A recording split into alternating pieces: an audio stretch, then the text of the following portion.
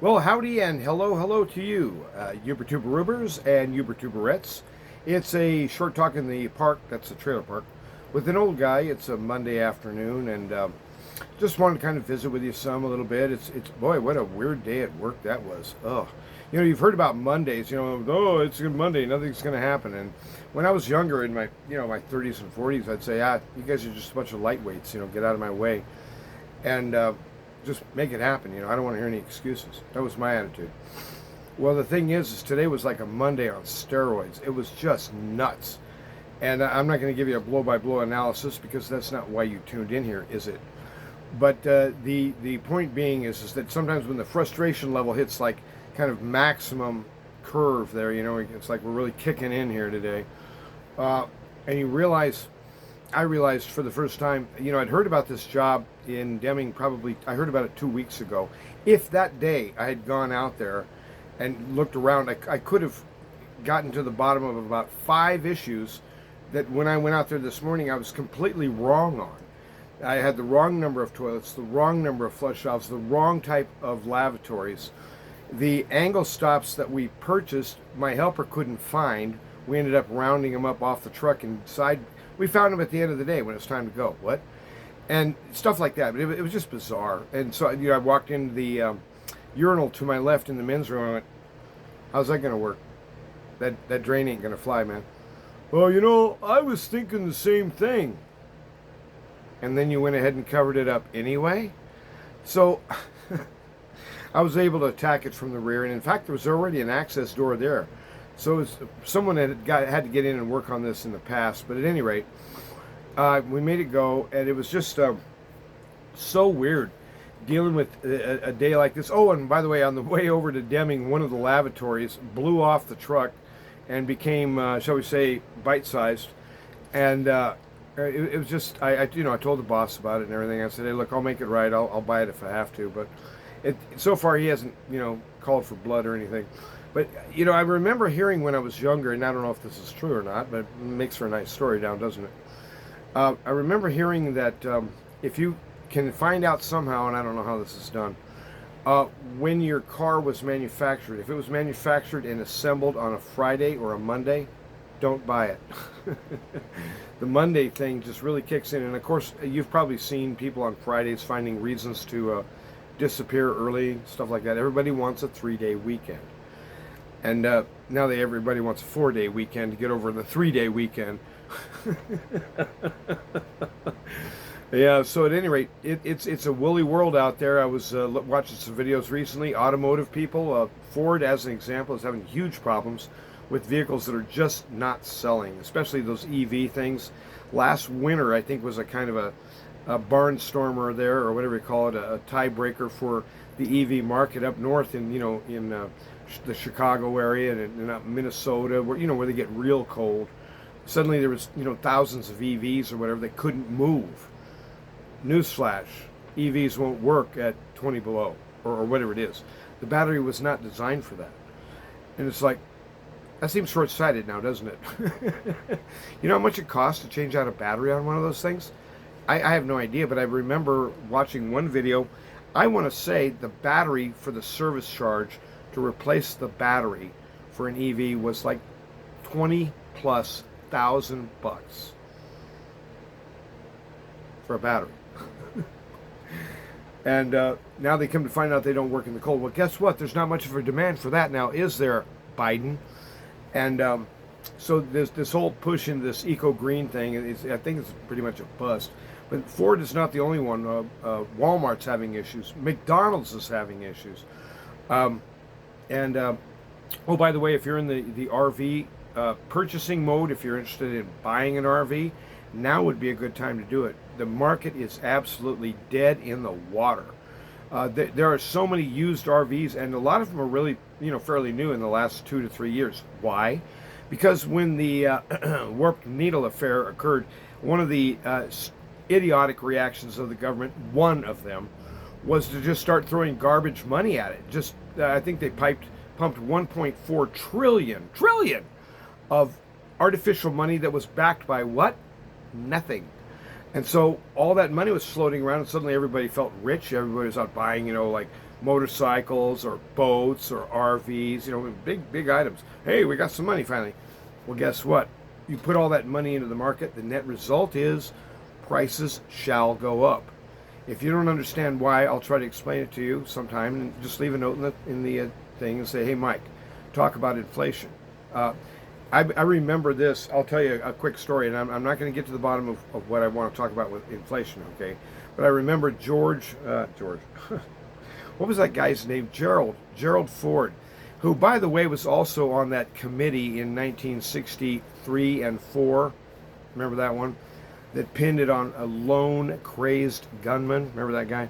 Well, that guy was on that committee, and incidentally, a nobody congressman from Michigan becomes the president of the United States.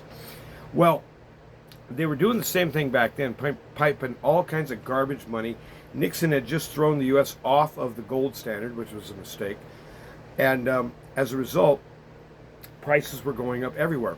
So the president got on the TV. I was probably a teenager. I might have been 12 or 13. I can't remember. But at any rate, I might have been 14. But he was saying that the real problem is that there's too many people asking for raises. If people would just quit asking for increases in your pay, inflation would go away. And so he had a little campaign. It's a really winning idea. I wish I had one of these buttons. It'd be worth a fortune, I think. And it had capital W-I-N, with periods. W-I-N, win. What does that mean? And it meant, prepare yourself, whip inflation now. Let's all whip. How are we going to do that? Well, we'll just quit asking for so much money at work. That's really the problem. And so at any rate, the money supply, basically the Federal Reserve is now considered by some to be a criminal organization. This debt package that they're floating is making it increasingly untenable for any future generations of Americans to have anything like a normal life. Right now, something over half of the federal budget coming in as tax money stolen at gunpoint is being devoted to paying the interest only on the loan. And in fact, they usually have to borrow money to pay the interest. You know what it's called when you have to borrow money to pay the interest on your loans? It's called you are bankrupt. And so we're riding on this real skinny hobby horse here that ain't got no wings. But anyway, I just wanted to talk with you some. You got frustrating jobs. I was out there on Saturday working at the job, and I don't know how many times it was. 7, maybe 8 times I hung the drinking fountain, the LK, and by golly, that thing was tight in there. It's like, hey, you want me to hook it up right through there, eh? And it was like, come on, man, how tight do you want to make this? We'll find out now, won't we? So I finally got the darn thing hung. I had a young guy working with me, Jay, and it was kind of humorous. He was over there to the side. He was going like this. This appears to be violating the laws of physics. So the magic number was 27. Got hit 27 because everyone knows that in a wheelchair, everyone's the same height, and this is the only height that a person in a chair could possibly drink from. I mean, it has to be exactly 27. That's all. And that's to the bottom of the unit. Okay, well, whatever. Newsflash, most plumbers are not in wheelchairs. Details at 11. But anyway, so we have to hang it to ADA height because it's a public sphere, a public space. Well, I just tried. I couldn't hit 27. It was nuts. I was like a 27 and a quarter. I'm a quarter high. Pull it off, lower it a quarter. Boom. Now I'm 3/8 low. It moved 5/8. How'd that happen? Jack it up a little bit. Now I'm too high, too low, too high, too low. And finally, I don't know. I just moved the whole plate about a quarter inch to the left or right. I can't remember which way I went. But it turns out I probably went the wrong way. Yes, I moved it to the right. I should have moved it to the left. By virtue of me moving it that much, it made so that the filter and the P-trap are actually physically in contact. And it's just like, this is a terrible design. It's a real nice drinking fountain once you get it together. Works great. It's got a real nice fill board thing on the back where you can fill up a big cup with purified water, and ooh, you're in business. But hooking that rascal up was just frustrating. Anyway, frustration dogs our steps. Every day, the futility. There's one of the things I really enjoy is the book of Ecclesiastes. Before I became a Christian, it was the only book in the Bible that really made any sense to me at all. The rest of it just seemed like a bunch of stories about a bunch of dead Jews. I don't care. And I didn't get the narrative in there. I didn't get the idea of the covenant. I didn't understand why Christ came. I didn't understand who Christ was. I knew that Jesus was the Son of God, but I too, and you too, we're all sons of God now, aren't we? And so if it worked out to this good example idea when I was a kid, that Jesus was such a wonderful and loving son, and if we were more like him, the world would be a better place. Yeah. And so if pigs could fly and you could teach them to go into a frying pan, you might be able to get the pig to cook itself for breakfast for you too. I don't know. But what does that have to do with anything? And so I thought, if Jesus came all the way down here to announce to the world, let's all try harder to be nicer guys. I kind of went, don't let the door hit you on the what on the way out. But that's not the gospel word at all. The gospel word is in the middle of frustration, in the middle of the long haul, the long trek where you're wondering, is this really worth it? And why am I doing this, beating my head against this wall? And we want to find a way out. We want to find an escape. We want someone else to come and solve the problem. But you're the one. You're on site. You're the one who has to make it fly somehow. And so, you hunker down and you think about it from various angles. The real answer is this. Nothing really ever works right. Full stop. Unless he has blessed it somehow or another. In other words, there's no reason that your heart should keep beating other than the fact that he says so. There's no reason that you should be able to draw in another breath with your nose unless he says so. And so, in other words, everything in our life is a gift, even the bad stuff. And this is part of the apostolic teaching, isn't it? To say, give thanks in, I said all, A-L-L, all circumstances. Wait a minute, does that mean he wants me to thank him for stuff like polio and smallpox and cancer and traffic accidents? Why am I what kind of pervert is he anyhow? And so that's the way I grew up, thinking, what is this guy, just fundamentally evil? And so I thought that's a weird position to be in. How could a kid of 7 or 8 or 9 end up being in a position of realizing that he must logically be more righteous than God himself? How could that be? It's like, who would want to have a God like that anyhow? And so to me, the whole thing was off base, and I didn't understand the good news. And so my answer for frustration, my answer for just the setbacks of life was a little mantra. I came up probably in my early 20s. By then I was already a Christian, but I still had this white man thing. And so it was like, when things get tough, here's my answer: hit it harder with a bigger hammer. My old boss Larry used to call me Mike Hammer. I used to bring one of the first things I brought into a top out with. That's when you're hiding all the pipes in the wall before the drywall goes up. I'd bring in my sledgehammer to move the pipes back in the wall. And I used to love popping floors. Boom, just slapping right through them with a sledge. I haven't done that in decades, but the point being, my attitude toward frustration was, I'm just going to bull my way through it. And I think that the good news of the gospel applies to us here as well. So in other words, when I'm in that frustrated mode, it hardly ever pops up on my mind like, hey, let's all think about Jesus, shall we? Frankly, it just doesn't happen. I'm just sitting there thinking, who's the idiot who came up with this? I'm going to kill him. And so we have this frustration. We have this idea that life should be smoother than this. Life shouldn't be this complicated. I shouldn't be blowing lavatories off the truck at 74 miles an hour.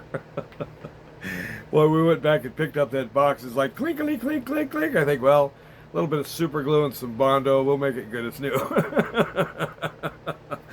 But at any rate, you got to be able to look at it and realize that there's a reason for all these setbacks in our lives. There's a reason for all the darkness that's coming.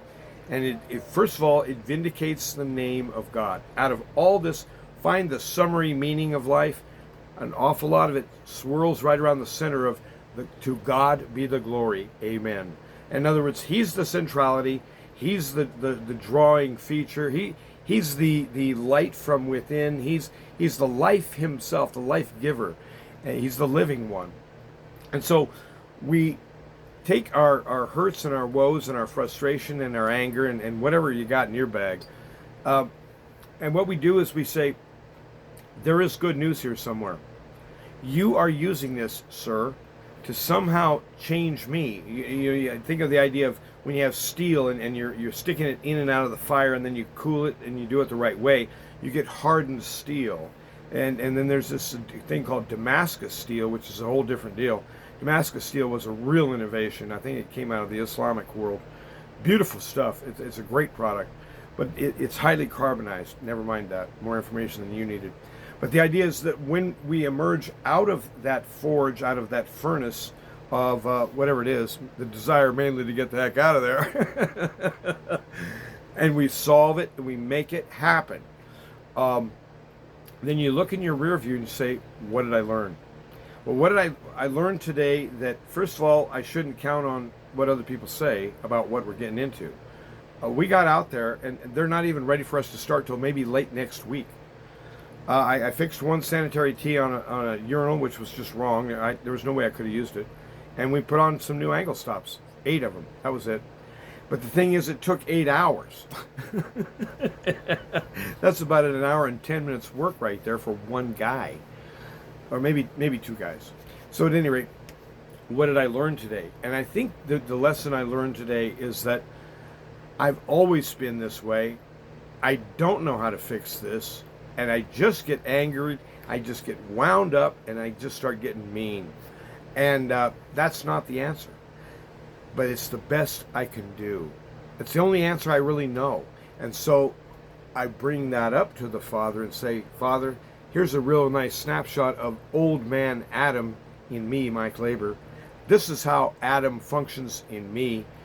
And instead of stepping back and walking into the furnace of fire, as the faithful ones did in the book of Daniel, I want to try to go out and put on a big enough, thick enough fireproof suit and bring in enough hoses around me to keep me cool at least. That's not the way it's going to work. We're going to go right through the meat grinder. He's called us to a life of suffering. He said, take your cross, follow me. For the one who will not take the cross, he doesn't know that guy.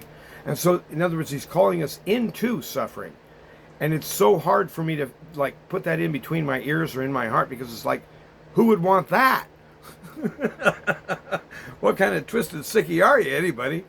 But it's in the suffering that we find the identity, the unifying feature of love in Christ.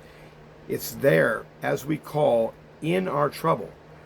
Now, our problem is ordinarily we won't call him in any case until usually after the fact, right? And that's what repentance is all about. I blew it again today, Lord. That's only 9 million of those in a row. I'm kind of on a roll here. And we bring forth our failures and our folly and say, did I learn anything? And I think what we learned today and last Saturday is that the best that I can do often just isn't good enough, frankly. And the best that I can do, even I get confused and forget how I'm going to go about doing it and end up doing something part way or halfway. And then, wait a minute, what am I doing? This isn't going to work. And so I'm far from perfect. But the idea is that when we get into life and we start having, like Jay was saying, appears to be violating the laws of physics, things are going so bad. It's such an incredible, horrendous Monday. How could all this garbage be happening in one day? And everything is like that. Someday there comes a sentence. The sentence is fulfilled. The Father says, go. The Son appears. We don't know when that day is. The Son even doesn't know. The angels don't know. Only the Father knows that day, and that's Scripture. But the thing is that it's a little bit like that. We keep wanting a quick solution, a decisive solution. Make this end. That's what he's about on a grand scale, based upon righteousness and a fury from on high. This is part of the good news, friend. The reason he's saving you is he's saving you from sin, yeah. He's saving you from condemnation. He's saving you from the wrath which is surely coming. These are all apostolic. But the church can't hardly remember the last two. Ask a Christian why God would save them. Why? What for? And lots of times it just works out because he loves you so much, that's all. And well, yeah, that's true enough. But Essentially, the motive is he sees far ahead where we see just barely in front of our face, and even then, not so well. And in that, he sees that the demolition coming, the disaster from on high, Jesus Christ unveiled in person, in fury, is unsustainable, undeniable, and you can't live your way through it. The only way out is for that same one to cover us himself. There's your gospel message. It's in light of judgment that's coming, and when we're getting we're getting wound up, getting frustrated, getting angry, what do we want? We want a decisive end. Make this right. Right? Something like that. He's on that page. In fact, he wrote it. And my anger, I've got to surrender to him. He says, vengeance is mine. I repay. Oh, yes, sir, he does.